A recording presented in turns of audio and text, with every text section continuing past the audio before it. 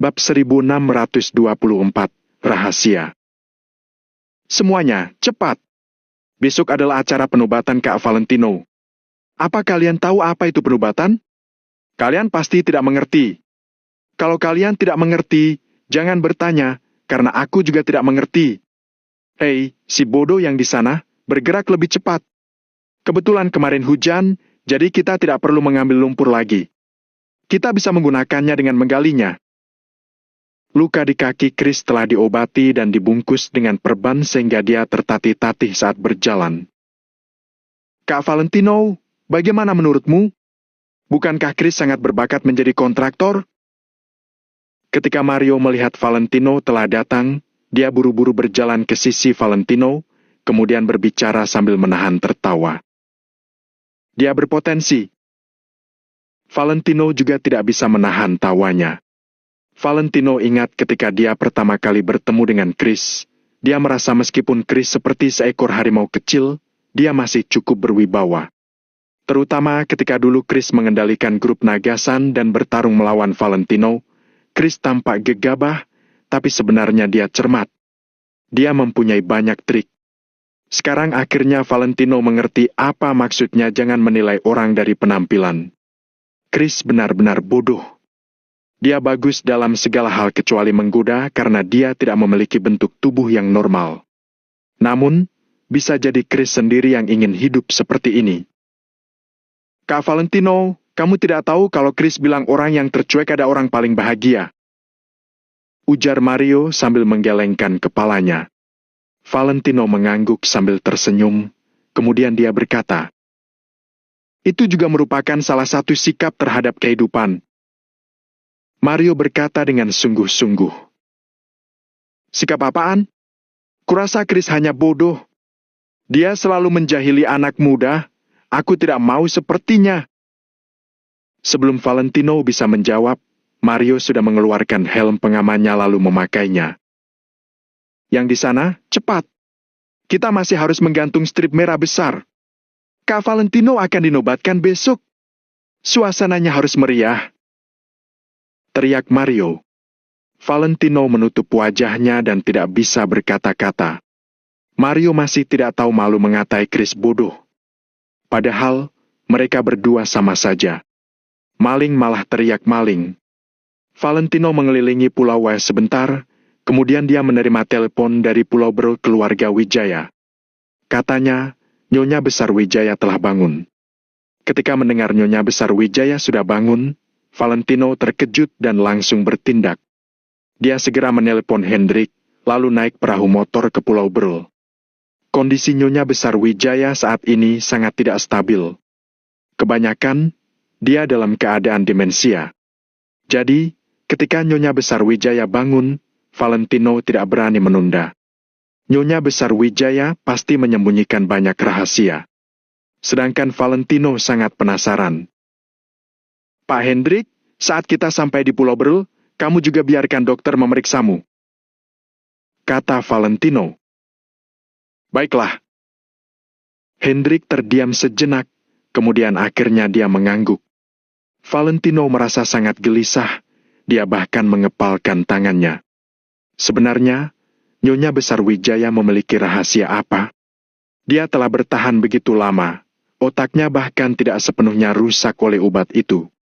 Apa yang ingin dia katakan pada Valentino? Selama Nyonya Besar Wijaya sadarkan diri, Valentino akan mendapatkan semua jawaban. Pada saat ini, di dalam bangsal perawatan intensif Pulau Brol keluarga Wijaya, lebih dari belasan dokter sedang berkumpul di bangsal ini dan ada banyak perawat berjaga di sekeliling. Dua dokter sedang mendiagnosis Nyonya Besar Wijaya, lalu salah satu dokter berbicara dengan Nyonya Besar Wijaya. Namun, tatapan mata Nyonya Besar Wijaya tampak kosong. Dia tidak mengatakan apa-apa dan menutup matanya lagi. "Apa kamu menyadari sesuatu?" Seorang dokter bertanya. "Bagaimana keadaan Nyonya Besar Wijaya saat ini? Aku tidak bisa memastikannya. Mari kita tunggu Tuan Muda Tommy datang." Dokter yang melihat mesin buru-buru menjawab. "Aku merasa Nyonya Besar Wijaya sepertinya menolak kita, jadi sulit untuk kita lanjut memeriksanya." Semua orang mengangguk. Lagi pula, mereka hanyalah orang asing bagi Nyonya Besar Wijaya. Dalam sekejap, Valentino sudah tiba di bangsal. Dia berjalan mendekati ranjang rumah sakit dengan cepat. "Tuan Muda Tommy!" Belasan dokter itu langsung menyapa dengan hormat. Salah satu dokter pergi memeriksa tubuh Pak Hendrik. Valentino mengangguk, dia tidak lupa akan hal itu. "Baik, aku akan pergi sekarang." Seorang dokter berkacamata segera menjawab, kemudian dia berjalan keluar dari bangsal. "Nenek? Nenek?"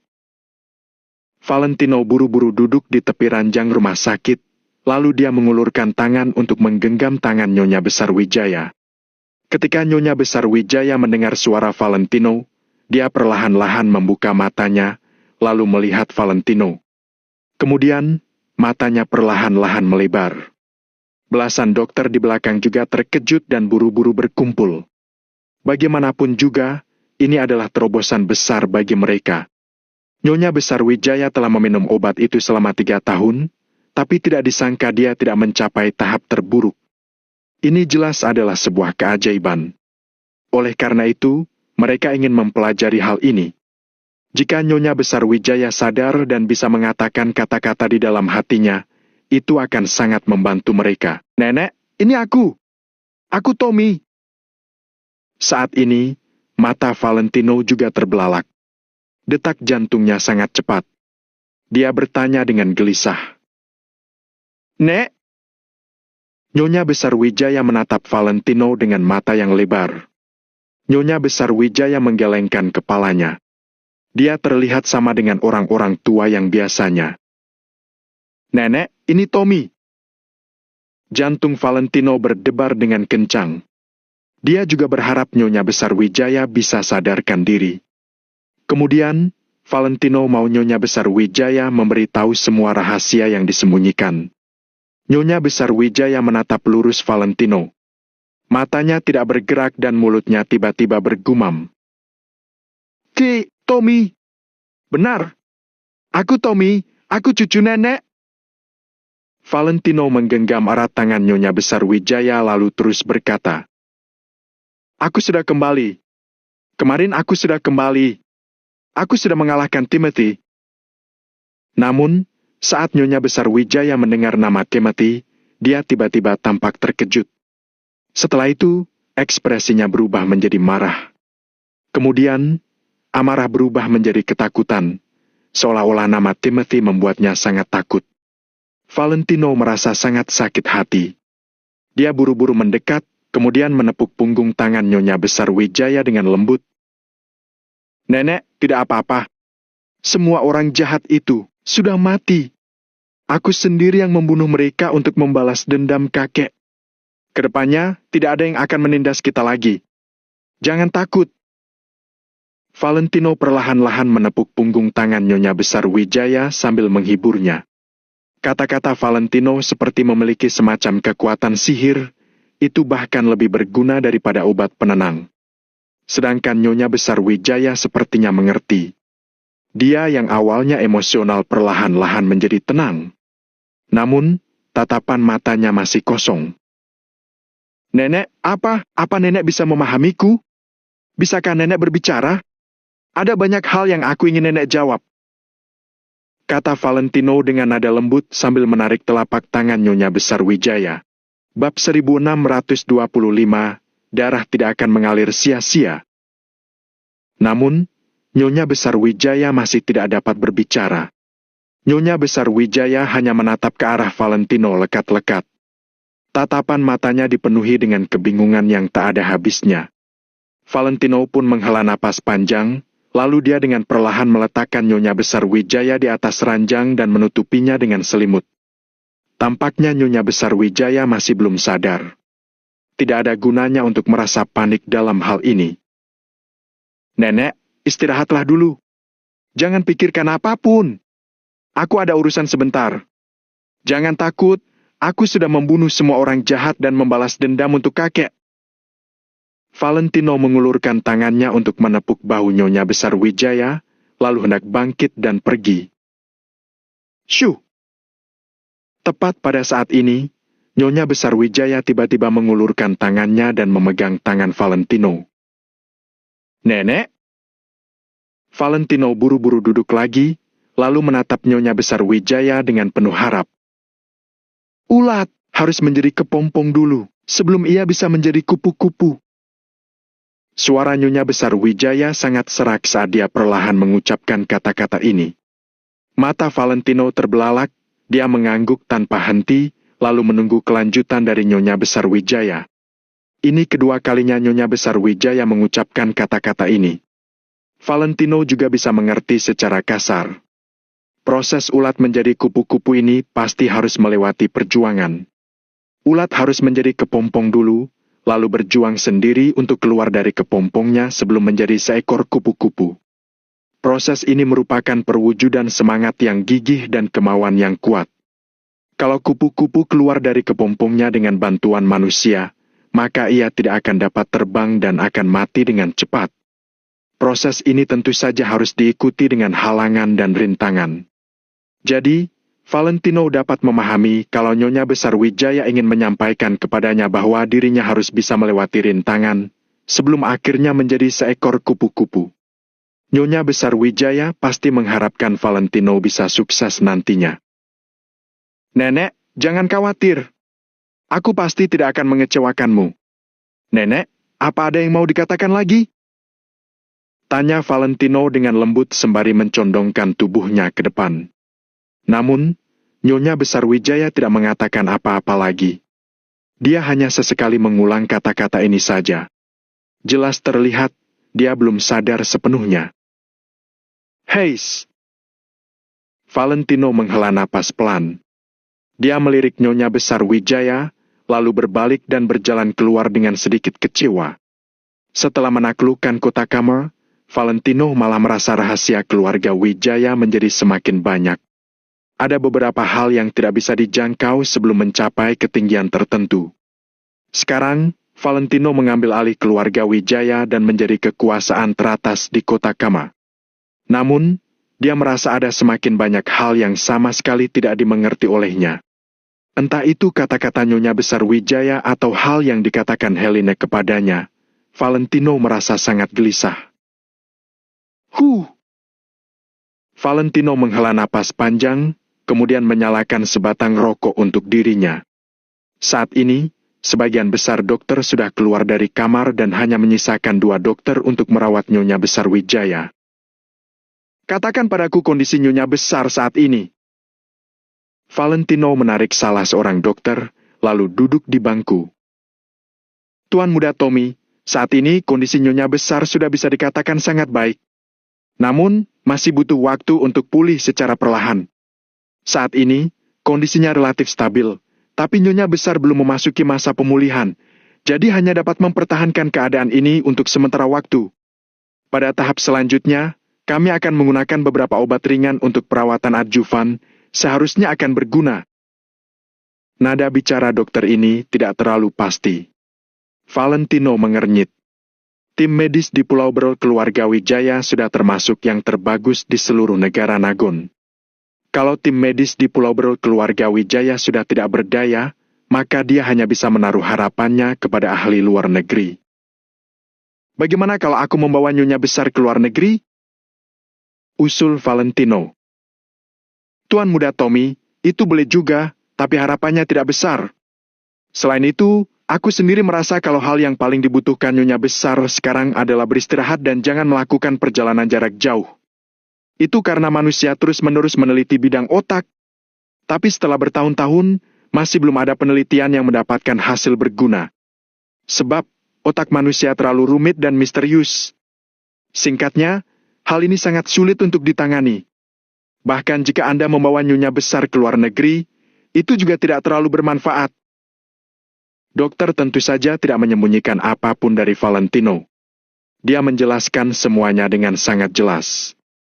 Selain itu, dia juga memberi sarannya sendiri. Valentino mengangguk. Sepertinya cara ini tidak akan berguna untuk saat ini. Hal ini hanya tergantung pada nyonya besar Wijaya sendiri. Apakah dia bisa sadar atau tidak, masih harus melihat kondisi fisiknya. Kalau begitu, rawat dulu di sini. Setelah nyonya besar sadar, segera beritahu aku. Kalau aku tidak kembali tepat waktu, tanyakan saja pada nyonya besar apa yang ingin dia katakan pada aku. Ingat, gunakan alat rekaman untuk merekamnya. Valentino merenung sejenak, lalu memesan kepada dokter. Para dokter mungkin tidak mengerti kata-kata nyonya besar Wijaya, tapi Valentino pasti akan memahaminya. Baik, Tuan Muda Tommy, Anda jangan khawatir. Dokter itu menganggukkan kepala pertanda mengerti. Valentino mengobrol sebentar dengan dokter, kemudian pergi ke bangsal untuk melihat nyonya besar Wijaya. Baru setelah itu, Valentino berbalik dan pergi. Kemudian, Valentino pergi ke bangsal-bangsal lain lagi untuk melihat prajurit Maple Pavilion yang terluka. Melihat Valentino datang untuk menjenguk mereka, setiap prajurit Maple Pavilion pun sangat bersemangat. Ada beberapa yang langsung ingin duduk, tapi karena luka di tubuh mereka, mereka pun tidak mampu melakukannya. Terima kasih kalian telah berkorban untukku. Valentino akan membungkuk kepada prajurit yang berada di setiap bangsal yang dia kunjungi. Semua prajurit Maple Pavilion merasa sangat terharu. Dengan status Valentino, bagaimana mungkin dia akan membungkuk kepada mereka? Namun, Valentino tetap melakukannya. Aku tahu beberapa dari kalian mungkin akan khawatir. Karena setelah pertempuran ini, banyak orang menjadi cacat atau terluka parah, bahkan tidak bisa pergi ke medan perang lagi. Tapi, aku, Valentino, menjamin akan kalian semua. Kedepannya, walau kalian tidak bisa bertempur atau bahkan tidak bisa berbuat apa-apa lagi, itu tidak masalah. Aku akan menghidupi kalian selamanya. Aku akan menjamin kalian memiliki makanan dan pakaian selama sisa hidup kalian. Begitu juga dengan keluarga kalian. Ini adalah jaminanku. Jika aku mengingkarinya, aku akan masuk ke neraka. Kalian memanggilku Kak Valentino, maka aku akan menjaga kalian selamanya. Darah yang kalian tumpahkan untukku pasti tidak akan terbuang. Rasa sakit yang kalian derita juga tidak akan sia-sia. Aku tidak bisa berjanji untuk menyembuhkan kalian, tapi aku bisa berjanji untuk membuat kalian tetap aman dan tentram selama sisa hidup kalian. Kata-kata Valentino ini sangat serius dan sungguh-sungguh. Semua prajurit Maple Pavilion yang terluka tersentuh hingga mata pun memerah.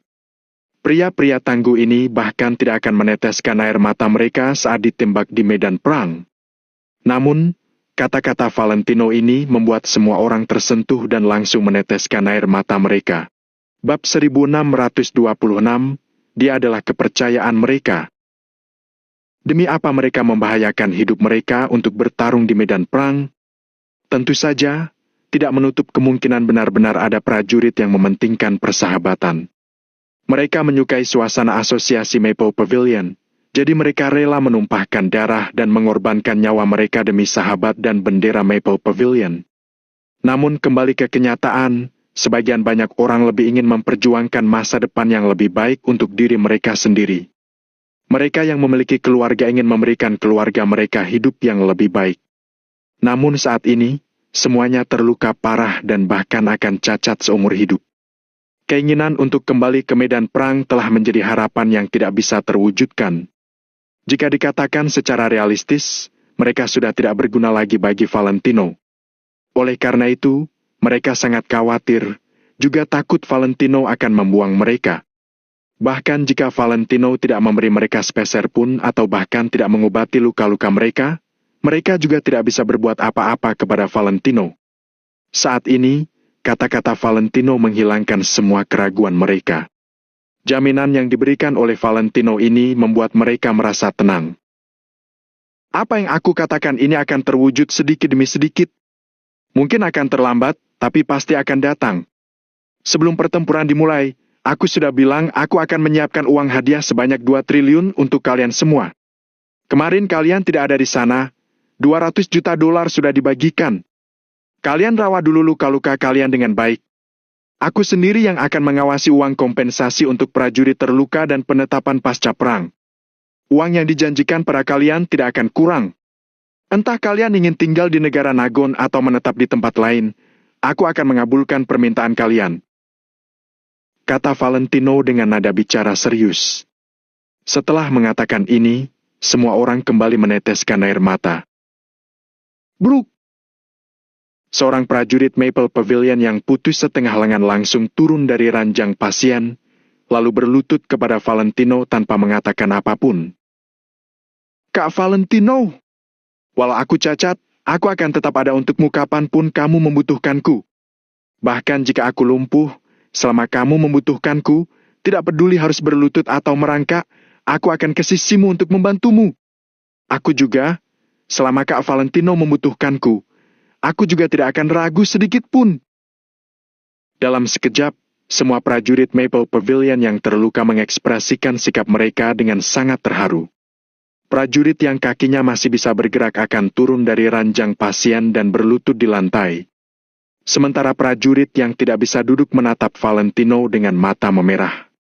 Valentino ingin menghentikan kelakuan mereka, tapi setelah berpikir sejenak, dia memilih untuk tetap berdiri diam. Saat ini, emosi para prajurit sudah mencapai titik puncak, kekhawatiran dalam hati mereka akhirnya menghilang, jadi mereka benar-benar perlu melampiaskan emosi ini. Kalau Valentino membantu mereka berdiri secara paksa, itu malah akan membuat mereka gelisah. Rawatlah luka kalian dengan baik, kalau kalian membutuhkan sesuatu, segera beritahu Chris dan Mario. Kalau mereka tidak bisa mengatasinya, maka beritahu aku sendiri akan mengatasinya untuk kalian. Setelah Valentino selesai berbicara, dia perlahan meninggalkan area bangsal. Sampai jumpa, Kak Valentino. Terdengar salam perpisahan yang hormat dari belakang.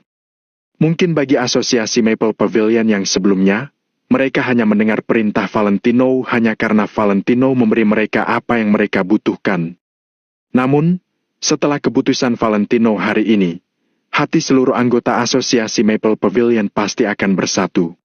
Mereka akan menganggap Valentino sebagai kepercayaan mereka. Setelah keluar dari bangsal, Valentino langsung pergi ke ruang dokter tempat Hendrik berada.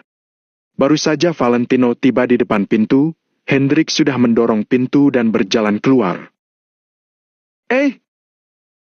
Hendrik tertegun saat melihat Valentino, ekspresi yang aneh melintas di wajah Hendrik. Kenapa? Pak Hendrik, apa kata dokter? Apa kamu melakukan pemeriksaan? Valentino juga tertegun sejenak, lalu mendorong pintu dan hendak masuk. Tidak apa-apa, Tuan Muda Valentino. Aku hanya demam tifoid saja. Hendrik tersenyum dan mengibaskan tangannya dengan santai. Benar begitukah? Valentino sama sekali tidak percaya. Dia langsung berbalik dan masuk ke ruang dokter. Tuan Muda Tommy. Dokter berkacamata itu segera berdiri dan menyapa Valentino. Valentino mengangguk, lalu langsung bertanya. Bagaimana kondisi Pak Hendrik? Dokter melihat sebuah film, kemudian melapor. Ini, Tuan Muda Tommy, Pak Hendrik sedikit kelelahan dan juga sedikit gelisah. Jadi, kekebalan tubuhnya sedikit menurun. Dia akan kedinginan walau hanya tertiup sedikit angin dingin. Tapi itu bukanlah masalah besar. Ya, ini bukan masalah besar. Ayo kita pergi, Tuan Muda Valentino. Hendrik juga mendesak. Namun, semakin Hendrik mendesak, Valentino semakin tidak percaya. Sini aku lihat. Perintah Valentino sambil mengulurkan tangan untuk meminta film itu. Hah? Dokter itu tercengang dan bertanya. Tuan Muda Valentino juga tahu keterampilan medis? Valentino menggeleng pelan saat mendengar ini, dia juga merasa sedikit tidak berdaya dalam hatinya. Ketika Valentino masih kecil, Tuan Besar Wijaya mencoba segala cara untuk mengajar Valentino lebih banyak. Keterampilan medis ini hanya salah satunya. Namun, Valentino benar-benar tidak tertarik dengan keterampilan medis. Terlebih lagi, sebagian besar ahli yang diundang Tuan Besar Wijaya kebanyakan berhubungan dengan pengobatan tradisional, jadi pada dasarnya berbeda dengan pengobatan barat. Valentino memang pernah belajar, tapi itu hanya sedikit dasar saja. Aku akan melihatnya dulu. Valentino mengambil film itu, lalu melihatnya dengan bantuan sinar matahari. Ada bayangan pada lobus paru-paru kiri 3 cm ke bawah, ya? Valentino sedikit mengernyit. Tuan Muda Valentino, waktu itu aku pernah tertembak peluru di medan perang, jadi ada sedikit kerusakan. Tapi, ini bukan masalah besar. Jelas Hendrik. Valentino mengangguk dengan sedikit curiga. Dia melihat film itu dalam waktu yang cukup lama, tapi dia benar-benar tidak menemukan apa-apa. Tuan Muda Tommy, apakah kamu menemukan sesuatu? Tanya dokter. Valentino berpura-pura batuk untuk menyembunyikan kecanggungannya. Ini benar-benar bukan bidang yang Valentino kuasai. Dia sama sekali tidak memahaminya. Bolehlah. Apakah Pak Hendrik benar-benar baik-baik saja? Tanya Valentino sambil mengusap ujung hidungnya. Iya. Jawab Hendrik dan dokter dengan serempak. Valentino tertegun sejenak. Setelah itu, dia meletakkan film, lalu mengangguk dan berjalan keluar. Hendrik melirik dokter itu, lalu mengikuti langkah kaki Valentino. Setelah keduanya pergi, dokter itu tiba-tiba menghela napas panjang. Benar-benar setia sekali. Di masyarakat saat ini, perasaan seperti ini tidak banyak lagi, sungguh tidak banyak. Dokter itu menghela napas, lalu memasukkan catatan penyakit Pak Hendrik ke dalam komputer. Negara Nagon, Kota Makmur. Di dalam kamar Hanaga. Lamerto tidak bisa menahan diri dan berkata, Pak Hanaga, jangan terlalu banyak minum. Hari ini, Hanaga yang sudah lama tidak minum alkohol, minum dengan lahap sambil makan sepiring kacang. Senang sekali. Lamerto, aku sudah lama tidak bersenang-senang seperti hari ini. Hanaga mengulurkan tangan untuk bersulang dengan Lamerto. Dia terlihat sangat bangga dan senang. Mendengar apa yang dikatakan Hanaga, Lamerto berhenti sejenak dan tidak memberi nasihat lagi. Lalu, dia pun bersulang dengan Hanaga. Sejujurnya, sekarang Lamerto juga merasa sangat senang. Bab 1627, Pikiran Sekeras Batu. Valentino telah memenangkan pertempuran. Hal ini membuat mereka merasa lebih senang dibandingkan kemenangan mereka sendiri. Bagaimanapun juga, makna di balik penaklukan kota Kamar kali ini sangatlah berbeda. Pak Hanaga, Valentino ini. Lamerto menyesap anggur, lalu berdecak dan berkata, Aku benar-benar tidak mengerti dia. Hah? Kenapa kamu berkata begini? Tanya Hanaga sambil tertawa. Lamerto mempertimbangkan kata-katanya, lalu berkata, Terkadang ketika dia melakukan sesuatu hal, aku merasa dia sedikit bodoh, seperti tidak dapat berpikir jernih. Tapi, tidak peduli hal apapun, pada akhirnya dia pasti mampu mengatasinya dan mendapatkan hasil yang hampir sempurna. Itu sebabnya terkadang aku akan berpikir, apakah semua rintangan itu berada di bawah kendalinya? Aku selalu merasa dia itu berpura-pura bingung dalam banyak hal. Dia jelas-jelas mengetahuinya, tapi dia tidak langsung menjelaskannya. Seperti ada lubang di depannya, sebenarnya dia sudah melihatnya. Kalau hal ini terjadi pada orang lain, orang itu akan mencari cara untuk melewatinya atau menimbuninya. Tapi, si Valentino menggunakan cara yang tidak biasa. Dia malah melompat ke bawah untuk merasakan kedalaman lubang itu. Kamu bilang, bukankah dia sedikit bodoh? Wajah Lamerto sedikit merah, dia langsung berkata panjang lebar. Hanaga mengangguk tanpa sadar, lalu ekspresinya tiba-tiba membeku dan berkata, Apa yang kamu katakan? Kamu bilang menantuku bodoh. Ini penilaianku terhadap masalah bukan orangnya. Lamerto dengan cepat mengubah kata-katanya. Hanaga meletakkan gelasnya, lalu berkata setelah terdiam sejenak. Apa melompat ke lubang itu salah? Kita hanya bisa mendapatkan pengalaman ketika sudah mencobanya. Manusia bukanlah orang suci, jadi tidak mungkin bisa memprediksi masa depan. Terpenting lagi, waktu itu, dia melawan keluarga Wijaya Kotakama sendirian, tanpa pengalaman dan hanya bisa mencoba sendiri.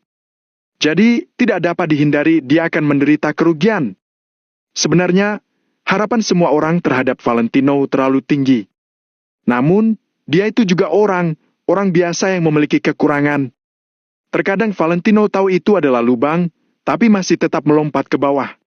Dia memang bertindak sedikit gegabah, juga sedikit bimbang untuk hal yang berhubungan dengan perasaan. Tapi, itu semua karena Valentino sangat mementingkan perasaan. Jadi di sekelilingnya terkumpul banyak orang yang mementingkan perasaan sepertinya. Itu sebabnya dia bisa mencapai kesuksesan hari ini. Penilaian Hanaga cukup relevan. Lamerto mengangguk ketika mendengar ini, lalu berkata, "Ya, orang-orang yang sepemikiran cenderung berkumpul bersama." Hanaga terus lanjut berkata, "Sebenarnya, meskipun Valentino hanya orang biasa, dia sudah lebih kuat dibandingkan sebagian orang. Meskipun dia tidak bisa menangani satu hal dengan sempurna, dia tetap teliti dan menjaga situasi keadaan secara menyeluruh. Bahkan ada beberapa hal yang ditangani Valentino membuatku merasa tidak sebanding dengannya. Sebenarnya, tidak menakutkan untuk jatuh ke dalam lubang. Yang menakutkan adalah kamu tidak memiliki kemampuan untuk memanjat keluar dari lubang itu. Tidak perlu diragukan, Valentino memiliki kemampuan itu, jadi aku tidak khawatir." Hanaga berkata lagi. Lamerto terus mengangguk ketika mendengar kata-kata ini. "Iya, Pak Hanaga, apakah kamu yakin kamu tidak memberinya trik atau petunjuk dalam penaklukan Kotakama kali ini?" tanya Lamerto. Hanaga menggelengkan kepalanya dan berkata, "Tidak, situasi di medan perang akan berubah dengan cepat. Kita perlu membuat keputusan dan cara penanganan yang akurat sesuai dengan situasi aktual. Kalau aku turun tangan tanpa mengetahui situasi sebenarnya, itu hanya akan mengganggu formasi dan keputusannya, sama sekali tidak ada untungnya. Dia sendiri yang melakukan semua ini." Hanaga mengulurkan tangan untuk menuangkan secangkir teh untuk dirinya sendiri. Lamerto bertepuk tangan dan berkata, "Jadi, aku mengaguminya karena ini. Awalnya, ketika kami menekan dan memberi perintah ke Kotakama, sebenarnya ada beberapa kekuatan yang melawan dan bahkan ada yang tidak mau menurutinya. Lagi pula, Anda juga mengerti kalau kita tidak bisa ikut campur karena Kotakama berada jauh dari jangkauan kekuasaan kita. Kalau Valentino dibiarkan membuat masalah di Kotakama, itu pasti akan membawa dampak yang sangat besar. Mereka juga harus menanggung tekanan ini.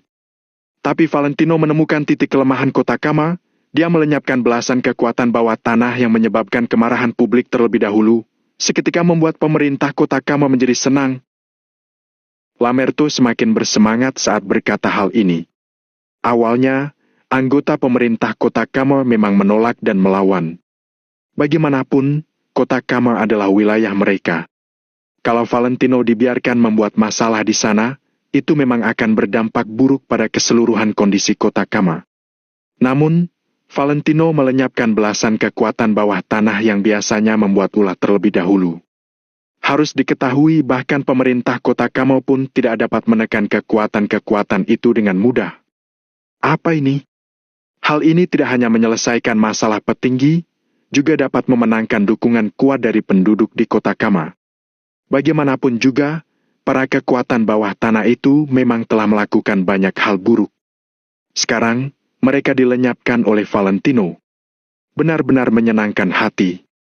Hal ini tidak hanya dapat memberi peringatan kepada orang lain, juga bisa mendapat pengakuan dari petinggi dan dukungan orang-orang. Benar-benar sekali mendayung, 2-3 pulau terlampaui. Oleh karena itu, Lamerto sangat mengagumi tindakan Valentino ini. "Betul sekali." Hanaga mengangguk dan berkata sambil tersenyum. "Ada pepatah yang mengatakan bahwa menyerang pemimpin terlebih dahulu untuk melemahkan kekuatan mereka. Ini memang benar, tapi juga harus melihat situasi keadaan.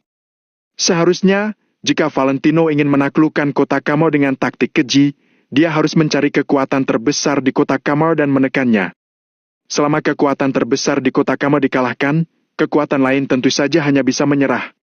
Siapapun yang memegang kekuasaan besar dan punya dukungan keluarga teratas, mereka pasti akan merasa bangga. Lalu mereka akan menyerang kekuatan terbesar terlebih dulu. Namun, kalau Valentino benar-benar melakukan ini, maka dia mungkin akan terjerumus ke jalan buntu. Kalau kekuatan terbesar tidak mengalah, Valentino harus membunuhnya atau tidak. Kalau Valentino membunuhnya, petinggi kota Kama tidak akan senang. Kalau tidak dibunuh, maka tidak bisa memberikan peringatan kepada orang lain. Dengan begitu, semua upaya keras Valentino sebelumnya akan sia-sia. Namun, jika dia melakukannya dengan cara yang sekarang, itu tidak akan memengaruhi keuntungan berantai kota Kamo yang sangat besar itu, sekaligus juga dapat menyatakan sikapnya dengan lugas dan berfungsi. Tahu batas, tahu kapan harus bergerak maju atau mundur. Detail menentukan keberhasilan atau kegagalan. Saat berbicara, Hanaga terus memuji. Sebenarnya, ada beberapa masalah yang memang sangat sederhana. Namun, orang biasa mungkin tidak kepikiran dengan hal sederhana ini. Terlebih lagi, pada saat itu, Valentino memegang puluhan ribu prajurit elite di tangannya dan juga memiliki keluarga Yoanda Kota Makmur sebagai pendukungnya. Siapapun yang berada di posisi Valentino, mungkin sudah mulai merasa sombong. Orang biasa yang tiba-tiba memiliki kekuatan besar, mungkin akan kehilangan akal sehatnya. Namun, Valentino tidak. Dia tidak hanya tidak kehilangan akal sehatnya, juga membuat pilihan yang paling benar. Hal ini membuat Hanaga mengaguminya. Hanaga menyesap anggur lagi dan berkata dengan gembira. Pikiran sekeras batu dan tidak ternodai dunia luar benar-benar sangat bagus. Sebagai orang sukses harus memiliki pikiran seperti itu. Hanaga berkata sambil menyesap anggur lagi. Bab 1628, Pengakuan. Yang dikatakan Jenderal Hanaga itu benar. Sekarang Valentino telah mengambil alih kota Kamo sepenuhnya. Jika Anda ikut mendukung penyelesaian masalah sistem di kota Kamo, wilayah lain pasti akan menghormati keputusan itu. Mimpi Anda akhirnya tercapai. Lamerto menghela napas, dia juga merasa senang. Bagaimanapun juga, Lamerto telah mengikuti Hanaga begitu lama dan tahu banyak hal tentang Hanaga. Dia bahkan menyaksikan Hanaga menyelesaikan rencananya selangkah demi selangkah. Hanaga menggunakan waktu 10 tahun untuk meningkatkan pengaruhnya sedikit demi sedikit. Bisa dibilang, Hanaga sudah berusaha selama 10 tahun untuk menunggu kesempatan datang agar bisa menekan kembali kekuatan yang dulunya menekan dirinya. Sekarang, kesempatan ini akhirnya datang, Hanaga sudah bisa mewujudkan mimpinya. Hanaga menyeringai, lalu mengulurkan tangan untuk memasukkan kacang ke dalam mulutnya. Setelah Valentino menjadi kepala keluarga Wijaya, dia akan menjemput Angel ke keluarga Wijaya. Saat itu, aku akan hadir sebagai ayah kandungnya Angel. Biar semua kekuatan di negara Nagon mengerti bahwa Valentino dan Angel dilindungi olehku.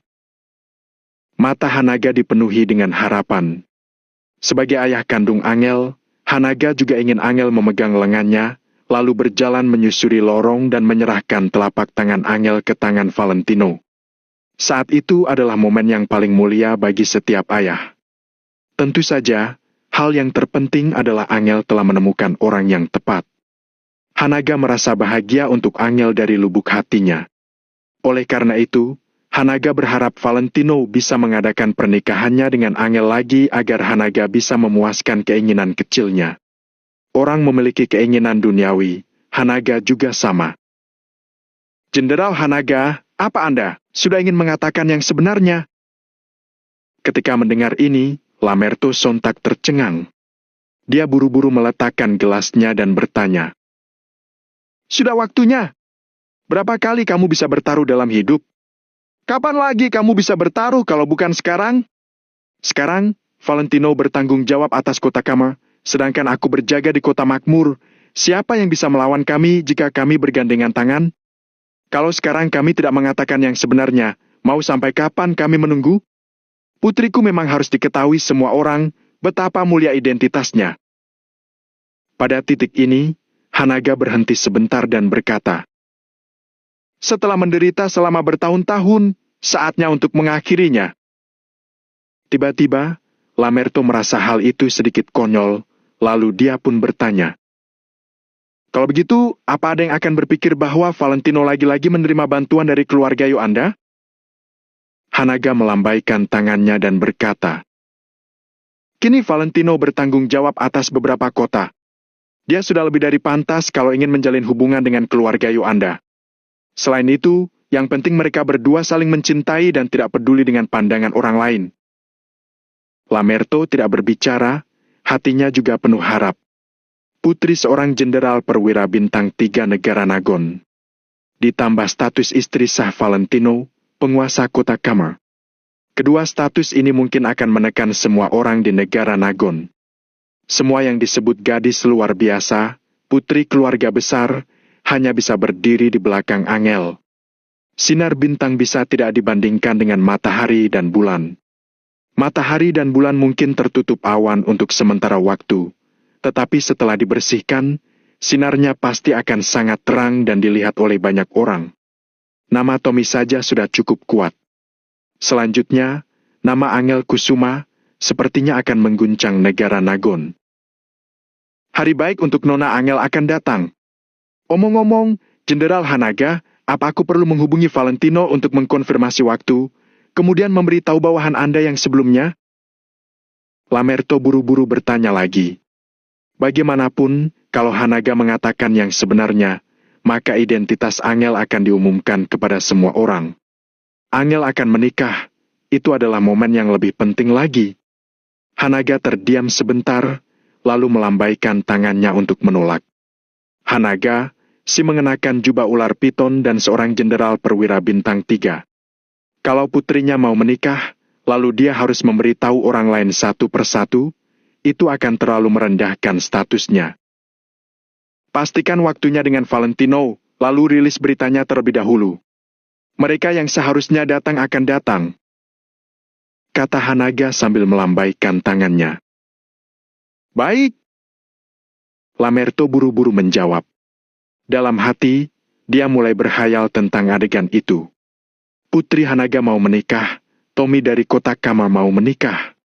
Apa-apaan ini? Mereka adalah tim yang kuat, itu pasti akan mengejutkan seluruh negara Nagon. Pada saat itu, takutnya Valentino harus menyiapkan puluhan ribu meja baru bisa muat, kan? Dalam keadaan ini, dia benar-benar ingin terkenal di negara Nagon dan menimbulkan sensasi di semua kalangan di negara Nagon. Omong-omong, apakah ada hal lain yang terjadi di sisi Tuan Besar? Hanaga menarik kembali pikirannya dan bertanya dengan suara yang dalam. Meskipun Valentino sudah bertanggung jawab atas kota Kamar, semakin penting momennya, dia semakin tidak bisa bersantai. Pada saat ini, Valentino memiliki kekuatan kota Neo, kota Fero dan kota Makmur, serta kekuatan kota Kamar. Tampaknya memang tak terkalahkan, tetapi tidak bisa dianggap enteng. Sebab, hanya kekuatan-kekuatan ini benar-benar menyatu menjadi satu, saling melengkapi dan saling membantu. Ditambah dengan bantuan kuat dari Hanaga di kota Makmur, Valentino baru benar-benar tidak perlu takut pada siapapun. Oleh karena itu, pada titik akhir ini, Hanaga harus mengawasi secara pribadi. Tidak ada pergerakan. Tuan Besar terus berada di halaman belakang, ahli bela diri di sampingnya juga tidak bergerak. Tapi kemarin, Louis Arifin dari keluarga Arden datang berkunjung, tapi ditolak. Lamerto buru-buru melaporkan. Louis dari keluarga Arden? Siapa dia? Siapa yang ingin dia temui? Begitu mendengar ini, Hanaga tercengang, kemudian terus bertanya. Louis, asisten pribadi Stefan, kepala keluarga Arden, dia datang untuk menemui Tuan Besar Yoanda, tetapi dihentikan oleh orang di luar.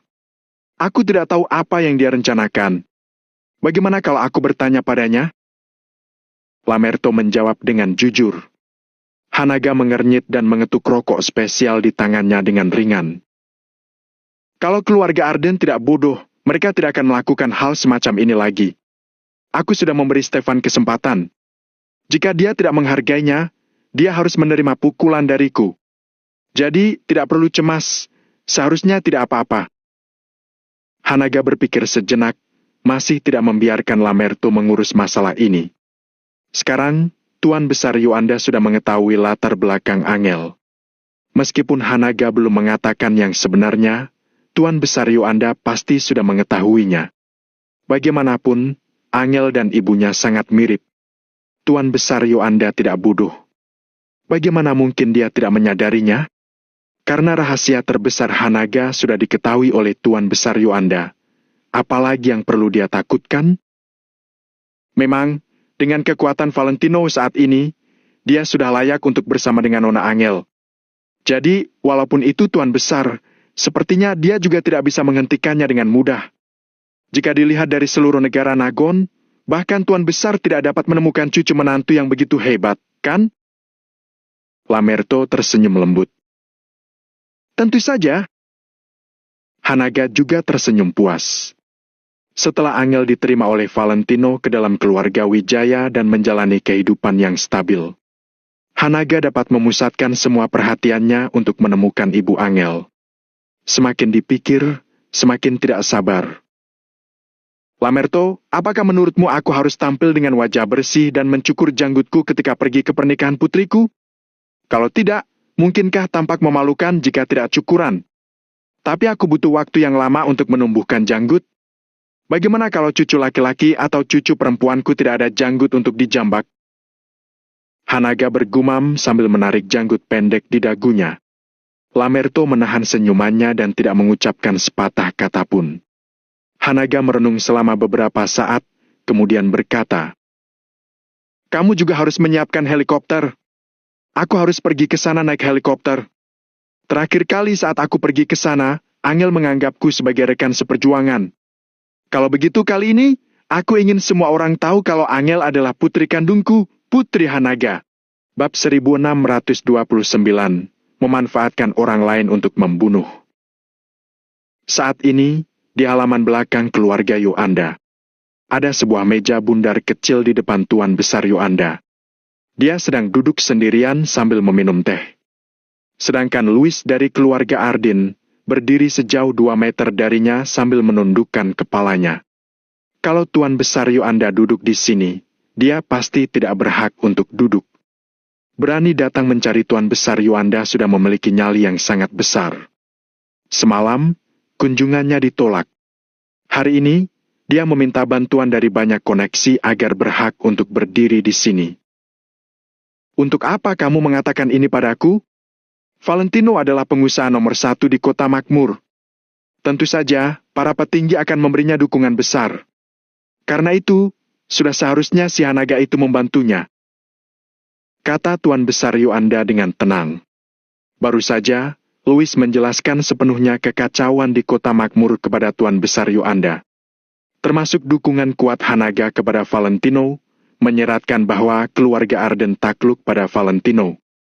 Dia memberikan distrik komersial Reverso kepada Valentino, lalu secara paksa mencari Sugi untuk meminta bantuan dan bahkan mengancam keluarga Arden untuk menundukkan kepala mereka. Semuanya dikatakan kepada Tuan Besar Yoanda tanpa ada yang ketinggalan. Ada banyak hal yang Tuan Besar Yoanda benar-benar tidak tahu. Namun, meskipun dia tahu sekarang, dia juga tidak merasakan apa-apa. Hal ini sudah memiliki akhir yang pasti. Tuan Besar Yoanda terlalu malas untuk bertanya terlalu banyak. Namun, Tuan Besar Yoanda juga agak bingung. Louis berusaha keras untuk datang mencarinya. Kenapa Louis mengatakan semua ini pada dirinya? Apa tujuannya? Tuan Besar Yoanda, Louis hanya merasa, informasi ini mungkin saja berguna untukmu. Itu sebabnya aku datang untuk melaporkannya. Louis tampak gugup dan buru-buru berkata sambil memberi hormat. Berguna bagiku?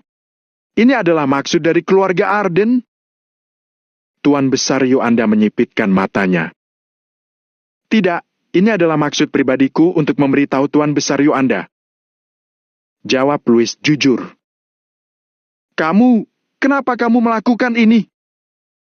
Tuan Besar Yoanda menyipitkan matanya.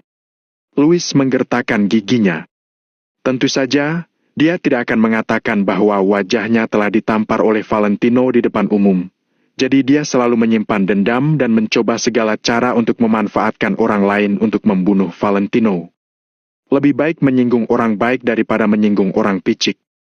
Bisa dipastikan bahwa Louis adalah orang yang berpikiran sempit dan pendendam. Tuan Besar Yuanda, Louis hanya merasa bahwa Valentino sedikit sombong dan angkuh. Tidak cocok memimpin dan sangat tidak layak jika keluarga Yuanda berusaha mendukungnya. Selain itu, Louis secara pribadi menebak bahwa hubungan antara kedua keluarga, Yuanda dan Arden, dengan Valentino mungkin sedikit tidak biasa. Mungkin saja sangat dalam. Kalau tidak, Jenderal Hanaga pasti tidak akan membantunya sepenuh hati. Nada bicara Louis sangat meyakinkan. Akan tetapi, dia tidak menyadari bahwa alis Tuan Besar Yuanda sudah perlahan berkerut. Inilah yang dimaksud Hanaga. Aku tidak akan ikut campur. Tapi, apa kamu punya arti khusus ketika menceritakan hal ini padaku? Hubungan Valentino dengan Hanaga tidak biasa, lalu kenapa? Nada suara Tuan Besar Yuanda terdengar sangat jengkel. Tuan Besar Yuanda, Louis juga pernah mendengar tentang kejadian waktu itu. Mendengar ini, Tuan Besar Yuanda langsung menatap Louis dengan dingin. Louis bisa merasakan aura pembunuh yang tajam bahkan tanpa mendongak, jadi dia buru-buru menutup mulutnya. Sesaat kemudian, Tuan Besar Yuanda mengambil cangkir tehnya, menyesapnya dan berkata, "Lanjutkan." Tuan Besar Yuanda, saya tahu bahwa karena kejadian 20 tahun yang lalu, Anda dan Jenderal Hanaga tidak akur, jadi..." Jantung Louis berdetak lebih cepat sambil memikirkan alasan, tetapi dia tidak bisa memikirkan alasannya. "Jadi, kamu ingin menggunakan tanganku untuk menghadapi Valentino? Lalu, membalaskan dendammu atas kejadian kamu ditampar oleh Valentino di depan umum?" Mata Tuan Besar Yuanda menyipit, sorot matanya tampak penuh arti. Jiwa Louis terguncang. Dia buru-buru menundukkan kepalanya dan tubuhnya semakin gemetar. Pada saat ini, dia merasa bahwa dia benar-benar terekspos oleh Tuan Besar Yuanda. Dari tubuhnya hingga ke jiwanya, dia tidak bisa menyembunyikan rahasia apapun. Dia jelas ingin mengatakan sesuatu, tapi seperti ada bola kapas yang tersangkut di tenggorokannya sehingga dia tidak bisa mengatakan sepatah kata pun. "Ada beberapa hal yang akan kutangani sendiri. Kamu tidak perlu terlalu perhatian padaku. Ada beberapa hal yang tidak perlu diucapkan terlalu banyak, nanti hanya akan menimbulkan masalah untuk dirimu sendiri. Aku tidak akan membunuhmu. Kembalilah," kata Tuan Besar Yuanda dengan tenang. Baik, Tuan Besar Yuanda. Saya sudah tahu kesalahan saya. Saya sudah tahu kesalahan saya. Louis menyeka dahinya, lalu buru-buru pergi dari sini. Langkahnya semakin cepat, hingga pada akhirnya hampir seperti berlari. Dia seolah-olah takut Tuan Besar Yuanda akan menarik kembali kata-katanya dan menyuruhnya tetap di keluarga Yuanda. "Tuan Besar, semua orang yang tahu tentang kejadian itu, semuanya berpikir bahwa Anda yang melakukannya." Ahli bela diri Parubaya di samping Tuan Besar Yuanda melangkah maju dan berkata dengan suara yang dalam, "Iya." Tuan Besar Yuanda tidak merubah ekspresinya dan hanya mengangguk ringan. "Tuan Besar, Anda seharusnya tidak boleh disalahpahami hingga seperti ini. Bahkan Jenderal Hanaga merasa kalau Anda sangat dingin dan keras hati. Tapi Jenderal Hanaga tidak tahu tentang Anda juga terpaksa." Jarang sekali ahli bela diri Parubaya itu berbicara sebanyak itu. Tuan Besar Yuanda mengangkat kepalanya sedikit dan melihat langit di atas kepalanya. Langit tampak sangat biru. Bahkan, langit biru tampak ditutupi dengan sesuatu yang nyaris tak terlihat. Seolah-olah seperti orang misterius yang topengnya belum terbuka sepenuhnya. Kalau salah paham saja. Dengan obsesi Hanaga terhadap masalah itu, jika dia tahu yang sebenarnya, kota ini pasti akan terjadi badai berdarah. Karena itu, masalah ini harus disembunyikan, lalu kita akan membawanya ke peti mati. Tuan Besar Yuanda berkata dengan lembut, sorot matanya juga sangat rumit. "Tapi, walau Anda tidak bergerak, apakah orang lain tidak akan bergerak? Jenderal Hanaga tidak akan memicu badai berdarah di kota makmur. Apakah Valentino tidak akan melakukannya?" Ahli bela diri Parubaya itu bertanya lagi. Ketika Tuan Besar Yuanda mendengar ini, dia langsung terdiam. Pada titik ini, pikirannya sangat berantakan. Selama bertahun-tahun, Tuan Besar Yuanda tidak pernah begitu berantakan. Akan tetapi, dalam kehidupan, memang ada beberapa hal yang tidak bisa berjalan sesuai keinginan. Kita lihat sesuai situasi dan kondisi saja. Terkadang, sangat sulit untuk menghadapi masalah seperti ini dengan tenang. Aku hanya berharap masalah ini tidak sampai menjadi lebih parah lagi. Tuan Besar Yuanda menghela napas, kemudian meletakkan cangkir teh dan kembali ke kamarnya untuk beristirahat. Dendam. Beberapa dendam tidak akan berangsur-angsur hilang seiring berjalannya waktu, tetapi akan menjadi lebih besar. Begitu menyentuh salah satu hal tabu saja, maka akan langsung meledak. Situasi masa depan di kota makmur adalah sesuatu yang tidak bisa ditebak oleh Tuan Besar Yuanda. Namun, masalah tetap harus diselesaikan. Kalau tidak, itu akan selalu ada. Kota Kama, Pulau Waya Keluarga Wijaya. Chris memimpin banyak orang dan mempercepat pekerjaan mereka. Di pagi hari, Pulau Waya telah hampir selesai diperbaiki. Lubang-lubang sudah diisi, lempengan batu di aspal menjadi jalan setapak dan rumah-rumah yang rusak juga sudah selesai direnovasi. Bahkan taman bunga kecil yang dirawat oleh Caroline dengan hati-hati selama bertahun-tahun telah kembali seperti semula.